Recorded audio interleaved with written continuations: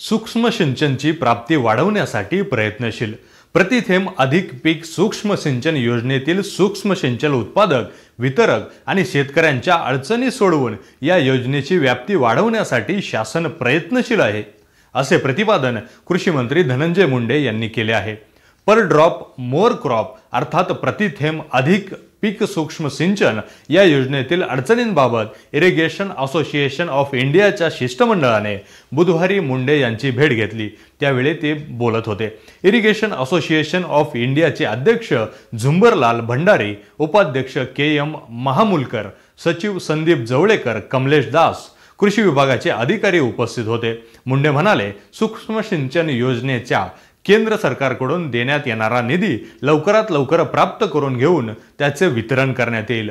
अनुसूचित जाती व अनुसूचित जमातींमधील शेतकऱ्यांच्या पूरक अनुदानात योजनेतील नियमावलीत बदल करून उत्पन्नातील घट शिथिल करण्याबरोबरच बिरसा मुंडा कृषी क्रांती योजनेअंतर्गत पूरक अनुदानाची कमाल मर्यादा वाढवण्यासाठी शासन सकारात्मक आहे।